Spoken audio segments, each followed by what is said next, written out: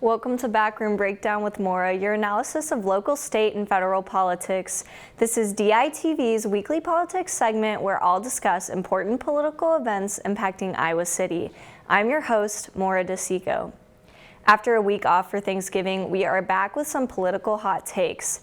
That week off hit most of the country hard, however, with several shootings in about a 7-day time frame. The shooting to first grip the country was the Club Q shooting in Colorado Springs, Colorado. Club Q is a popular LGBTQ plus bar.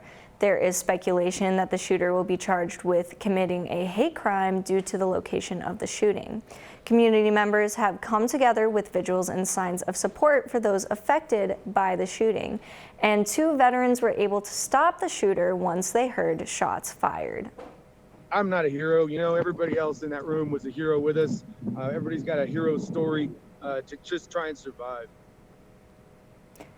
Many people thought that the Club Q shooting would be the end of it and be the news that really stuck with the country over the week. But there were then several other shootings, 2 of which occurred in supermarkets, one in New York and the other in Virginia. Then there was another shooting in an Atlanta, Georgia neighborhood. There are others, even a few that occurred Sunday this week. Reportedly, there were 7 shootings in 7 days. Shootings aren't new, but the frequency at which they occurred was really shocking to the country. Of course, the president had a response to the events of the previous week. He is calling for a ban on assault weapons. He said, quote, "When will we decide we've had enough? We need to enact an assault weapon ban to get weapons of war off American streets," end quote. Assault weapons used in this context refer to any high-powered gun. Think of an AR-15 here. It's essentially any gun that could be considered inessential when thinking of the Second Amendment. So this would not affect law-abiding gun owners. This would be a ban that happened far off in the future, however, and it would bring back the same ban on assault weapons from the 1990s.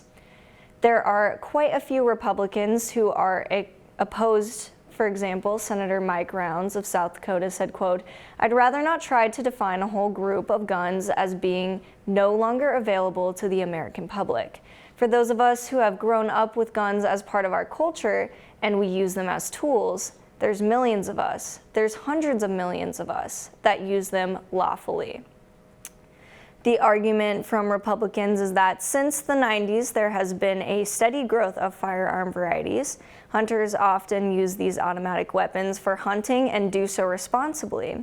And the data on the effectiveness of this ban can be confusing. There are indicators that it may not be helpful, but some cite that after the ban expired in 2004, shootings tripled.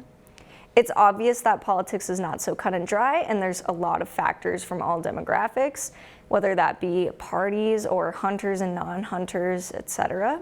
But electing a president who was pretty vocal about his strict take on gun safety is likely an indicator that people are in favor of stricter gun laws.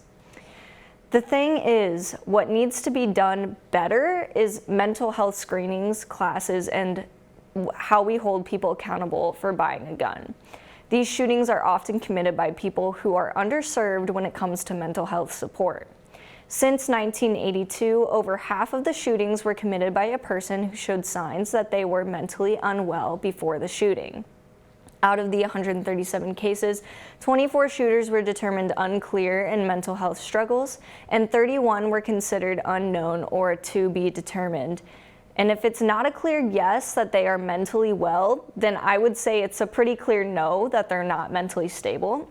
And speaking from personal experience, I know people who were not investigated at all in terms of mental health screenings when they bought a gun, and they certainly should have been, whether that be due to previous hospitalizations or recorded concerning behavior before buying a gun.